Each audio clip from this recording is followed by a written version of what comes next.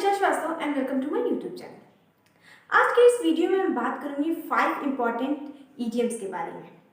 Video को आगे बढ़ाने से पहले मैं आपसे बोल दूं, अगर आप इस चैनल पर पहली बार आए तो प्लीज़ सब्सक्राइब करना ना भूलें, ताकि अगर मैं कोई न्यू वीडियो डालूं तो उसका नोटिफिकेशन आपको मिल जाए।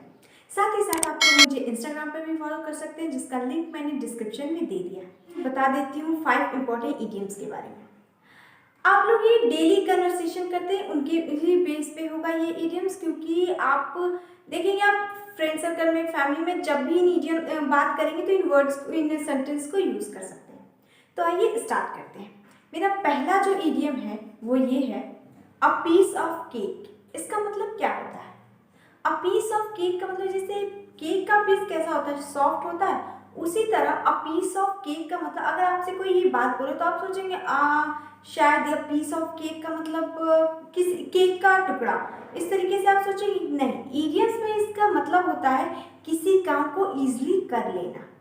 जब हम किसी काम को ईजिली कर लेते हैं तो बोल देते हैं हम अ पीस ऑफ केक, ये काम आसान था, मैंने जल्दी फिनिश कर लिया। ये मतलब आप सोचिएगा कि केक बहुत अच्छा था और मैंने जल्दी फिनिश कर लिया, बिल्कुल नहीं, काम बहुत आसान था इसलिए मैंने जल्दी कर लिया। A piece of cake. Second है, to test your own medicine. इसका मतलब क्या होता है? इसका मतलब होता है जैसा किया वैसा मिला। अब normally to test your own medicine का हम क्या सोचेंगे?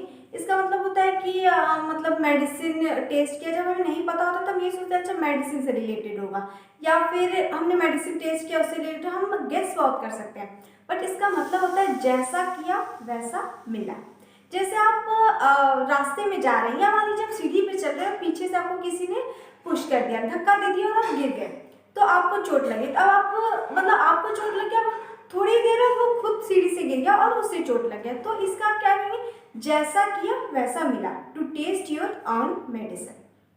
थर्ड है, speak of the devil and devil is here. इसका मतलब क्या होता है? Speak of the devil and the devil is here.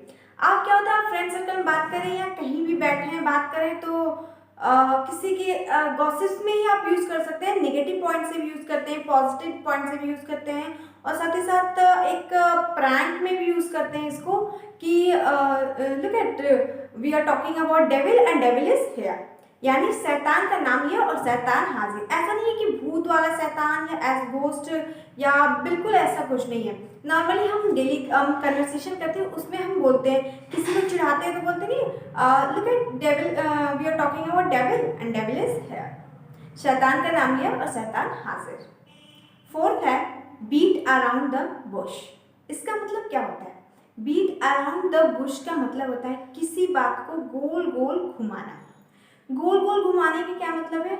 मान लीजिए आपने कुछ शैतानी की पर अपने घर पे आके मम्मी को नहीं बताना चाहते हैं, क्योंकि जाहिर सी बात है आप मम्मी को बताएंगे तो पक्का है कि डांट पड़ने वाली है, तो उस बातों को गोल गोल घुमाएंगे कि हाँ ऐसा हुआ, वैसा हुआ, फिर ऐसा हुआ, मतलब आप पूरा अपने को बचाने के चक्कर में गोल गोल खूब बातें बता देंगे, कैसा हुआ वैसा हुआ इसकी वजह से, मतलब कुछ भी आप गोल गोल बातें घुमाने को कहते हैं beat around the bush. Fifth and last है, to have best of both work. एक बार मैं फिर से रिपीट कर देती हूँ, to have best of both work. इसका मतलब क्या होता है? दो चीज़ें एक ही टाइम पर मिलना, यानी कि जैसे कि आप कहीं जॉब करने जा रहे हैं, और जॉब करने आपको जहाँ ऑफिस है वहाँ पे बिल्कुल आपका पीजी भी उसके बगल में ही है, तो आप क्या कहेंगे?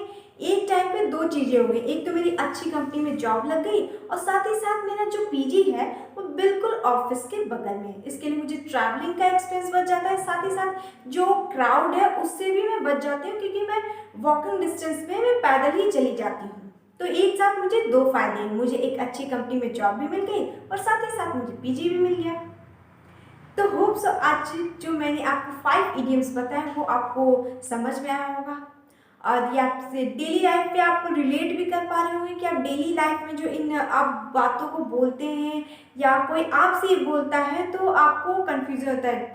डेली आप इन वर्ड सेंटेंस को प्रैक्टिस करेंगे तो आपको जो हेजिटेशन है या फिर आप इन सेंटेंस को नहीं जानते, इसको आप जान जाएंगे और इम्प्रूव कर सकेंगे।